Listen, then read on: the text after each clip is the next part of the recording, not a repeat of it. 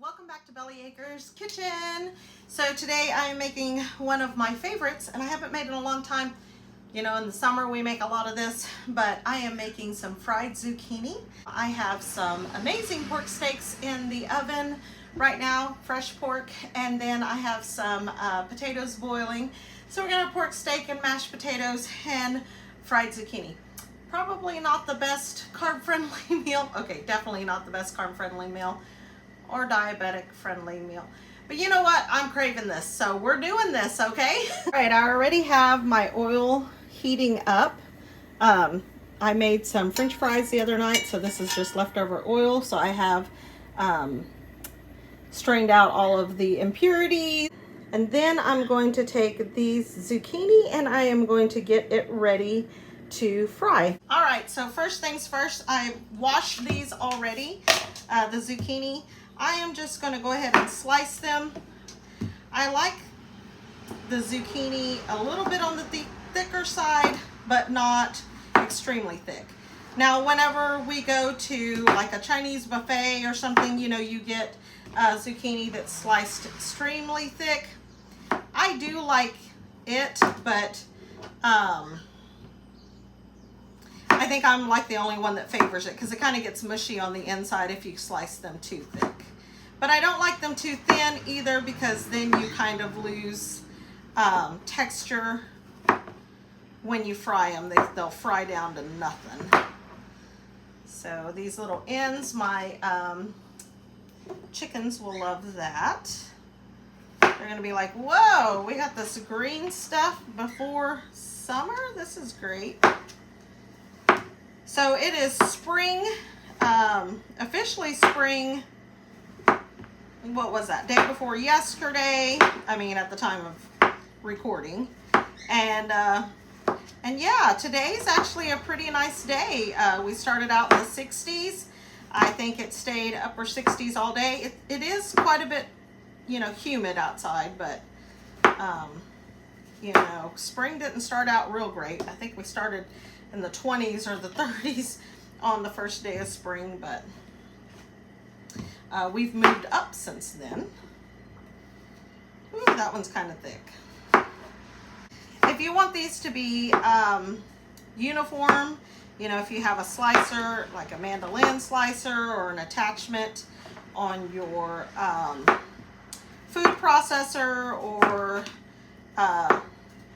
for your standalone mixer or anything like that, well, then you could use that. I find that the uniform slicers slice way too thin. So again, I like them a little bit thicker.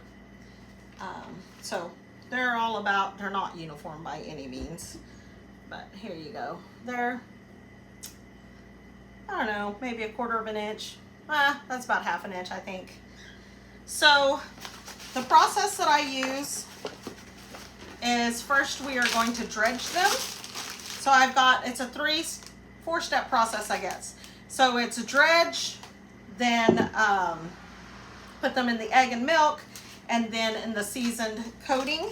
So to dredge them, I just do a little bit of flour, just plain flour, nothing else.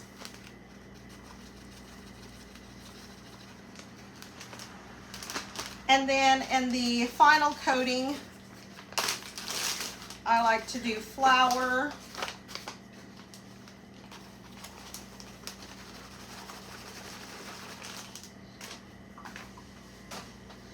and cornmeal. And you can use white cornmeal or yellow cornmeal, it really doesn't matter.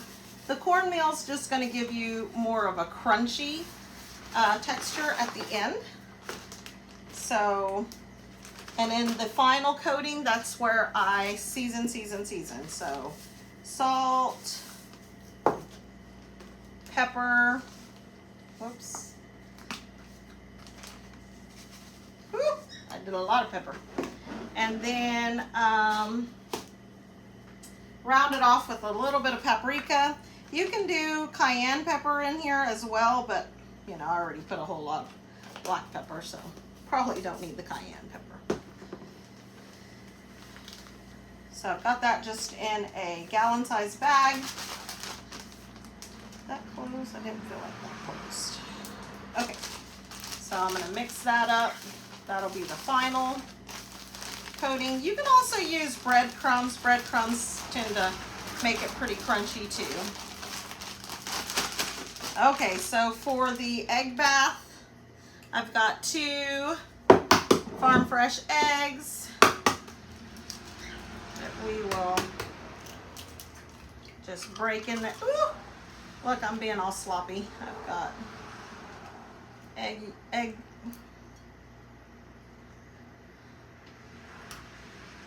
I've got eggshells in there.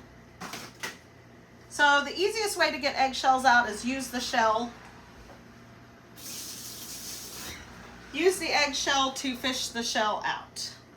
So I've got, those are both at room temperature. It doesn't really matter. And then I'm going to put some milk in there.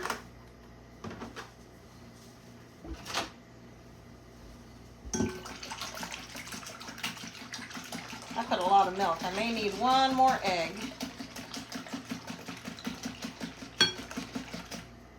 We're just going to get that all worked up. I've got garlic mashed potatoes going. I love me some garlic mashed potatoes, you guys.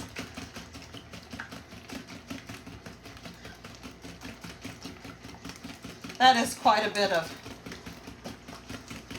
egg bath for no more zucchini that I have. All right, so I'm gonna put these in the dredge first. This is the unseasoned, just plain flour. I try to pull them apart if they're stuck together. I don't know, I'll probably put half of them in there. And I leave all the air in that bag because it makes it easier to dredge them.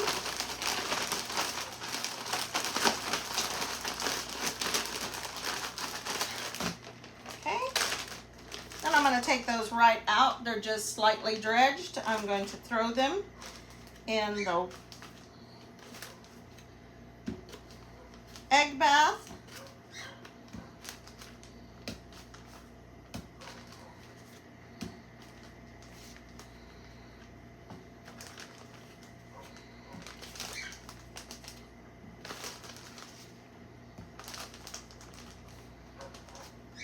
And I will go ahead and, I thought I had them all.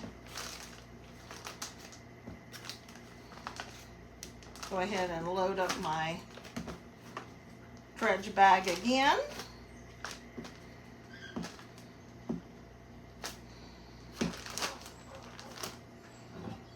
Okay. Now I'm just going to use a regular slotted spoon. Kind of move those around, make sure they're kind of broken apart. So I'm getting the egg bath on all sides. And then one by one, I'm going to stick them in my seasoned flour mixture. Try not to make too big of a mess. I already see I've got egg down on the side. And I'm going to leave the air in the bag so then that way I can just go through the dredging process again. But this is with the seasoned dredge here on this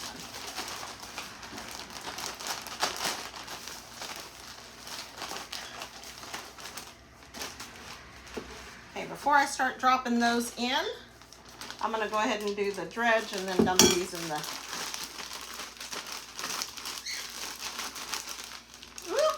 that could have been terrible. I feel like these bags just don't close. Okay. I'm going to go ahead and drop this into the egg mixture. Kind of dust them off a little bit.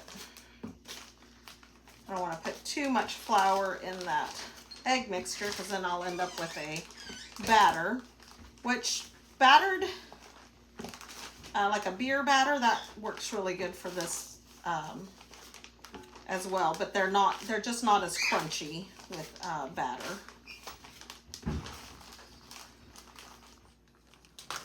All right, so straight from the bag, I'm gonna grit them out, give them a little shake there, and then drop them in my oil. You don't want your oil too hot because then they will not, they'll cook the breading really fast, and then the squash won't cook on the inside. So see where I put several in together all at the same time? I'm not getting a lot of breading. That's why I said one at a time, and then I didn't listen to myself. You know, usually how things go. Now my little Dutch oven here is a little bit small. I should have probably put them in the bigger Dutch oven, but I'm just going to do one layer at a time. Now fried zucchini is one of those things I don't make very often because it is so time consuming.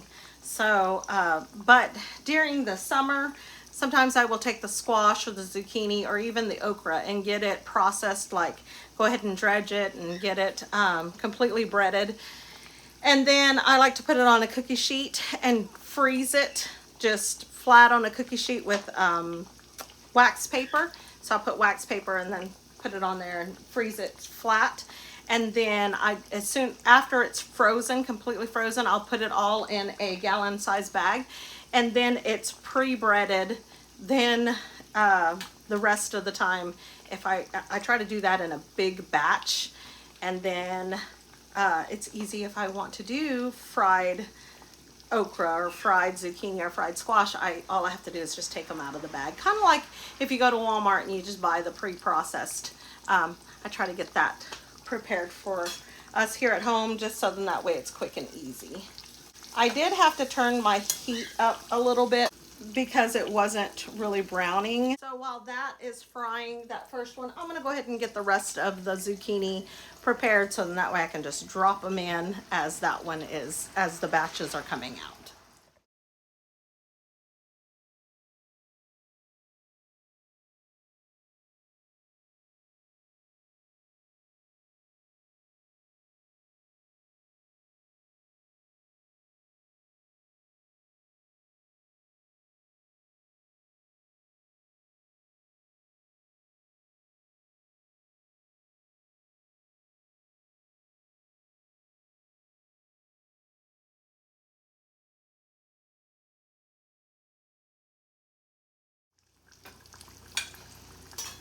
All right, so I did turn it up quite a bit. These look done. See, both sides are nice and golden. I have a plate here with paper towels. Woo, those look crispy. Now you should let your oil come back up to temperature, but I had just turned it up right before I took those out, so I knew it was already heating back up. I really should have used a bigger pot, a bigger pan.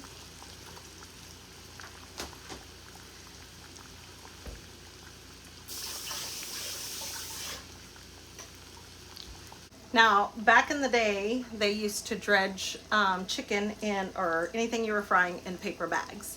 So, and I used to do that too, but I don't know if it was because that's the best way, or if it's because back in the day you didn't get plastic bags at, you know, at stores. When you went grocery shopping, you came home with paper bags, and so that's what you had.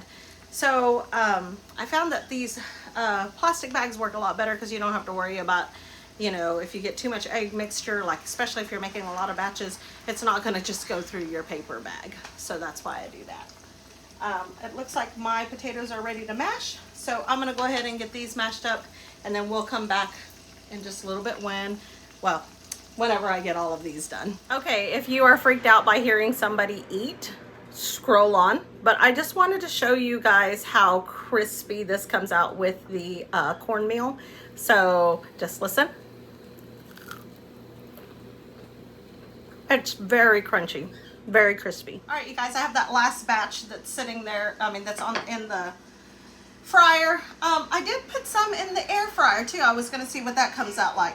But here's the finished product. And I went ahead and cut one of the pork steaks in half and put it on this plate. And I'm gonna go ahead and serve up a plate.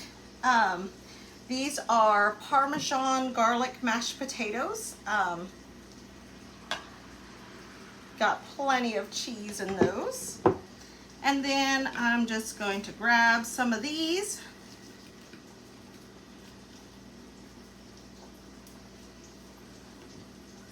All right, and there's you a plate. Pork steak, Parmesan garlic mashed potatoes, and some fried zucchini. I hope you guys tried this recipe out. I'm fixing to go ahead and call Rusty and Desi in to come and eat. They're outside working. They're working on a truck right now, so I've got my little grease monkeys out there. So I'm fixing to call them in to get served up for supper. I hope you guys like our videos. If you do, please hit the like button. Subscribe if you haven't already. Share with your friends. And don't forget to smash that bell so you get notified of the next new video when it comes out. All right, you guys, until next time, God bless.